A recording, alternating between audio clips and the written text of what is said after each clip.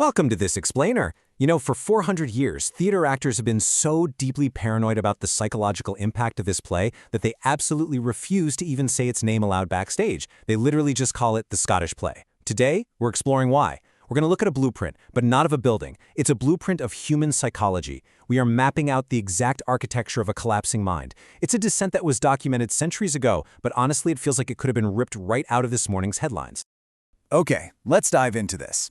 When you think of a centuries-old play, you probably think of dusty pages, complex language, or, high school English class. You definitely don't think of visceral modern terror. Yet, Macbeth completely endures as a masterpiece of psychological horror. So why is that? Why does this story still feel significantly more disturbing than the multi-million-dollar horror blockbusters we consume today? Well, it's because we kind of fundamentally misunderstand what the horror in this story actually is. Popular media trains us to fear loud horror. We're talking the ghosts, the witches, those sudden jump scares that totally spike your adrenaline. But the real terror, the kind that keeps you awake at night just staring at the ceiling, comes from the quiet side. The real horror is ambition without limits. It's the monster that doesn't hide under your bed, but lives comfortably right inside your own head. Section 1. The real horror story. The terrifying normalcy of a loyal soldier. To truly grasp how this works, we really need to look at where the collapse begins. And the scariest part?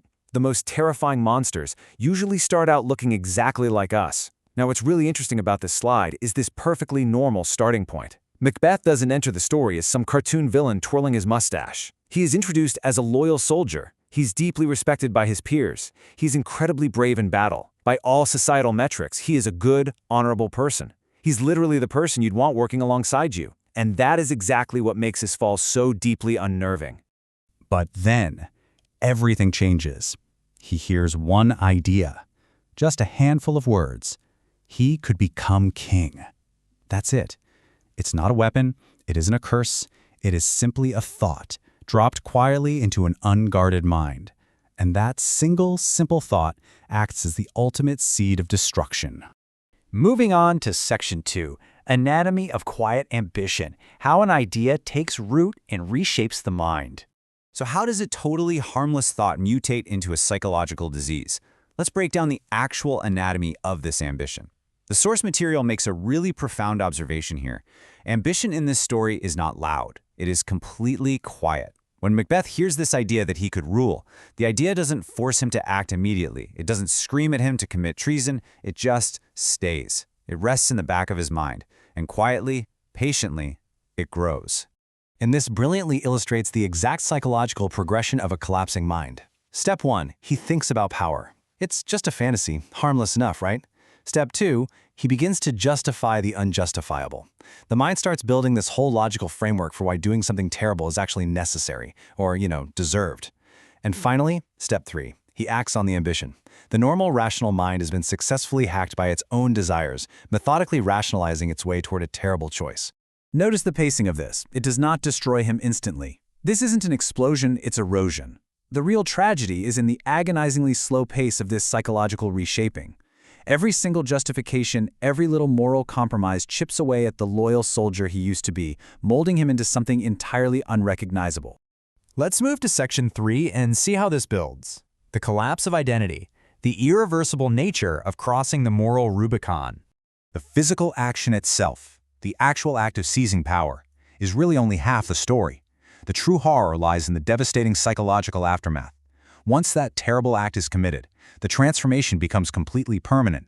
He crosses a moral Rubicon, and the bridge collapses right behind him. He cannot go back to innocence. The person he was before the ambition took over is gone forever. Which brings us to the terminal stage of the collapse. And honestly, this is where the real psychological thriller happens. The initial crime wasn't the end of the story, it was merely the catalyst. Once morality is crossed, guilt takes root deeply within his psyche. And because he knows exactly what he did to get power, paranoia replaces logic. He just assumes everyone else is plotting to do the exact same thing to him. His worldview fractures, and finally his identity completely collapses. The loyal, brave soldier is dead, replaced by a terrified, deeply paranoid tyrant. So the crucial point is captured perfectly in this insight. The horror of Macbeth is not murder, it is transformation. The murder is really just a plot point. The true terror is watching a respected, rational human being completely dissolve into a shell of guilt and paranoia, all because he let a quiet ambition go unchecked. Section 4. Macbeth in the Modern World. The architecture of a collapsing mind today. Let's bring this 400-year-old warning directly into our modern reality. Because we see this exact same psychological blueprint playing out every single day across so many different modern arenas. Look at politics, for instance, where leaders, regardless of where they fall on the political spectrum, can quietly compromise their foundational ethics simply to maintain control. Look at power dynamics in the workplace, where ruthless corporate maneuvers are justified as just doing business, slowly eroding a person's empathy. Or just look at modern success culture, where a toxic hustle mentality constantly urges us to justify moral compromises, all in the name of reaching the top. The costumes have changed, sure, but the mind collapsing under the weight of its own ambition remains exactly the same. This story is not just fiction confined to a stage. It is a mirror.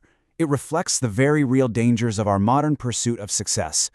The architecture of a collapsing mind isn't some relic of the past. It is still being built every single day, in offices, in capitals, and in quiet thoughts around the world. Which leaves us with a necessary, if maybe a little uncomfortable mirror to hold up to ourselves. Look, we all have ambitions, we all have goals, but the lesson here is really about the quiet compromises we make along the way.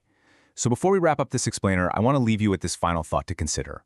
What are you quietly justifying in your own pursuit of success?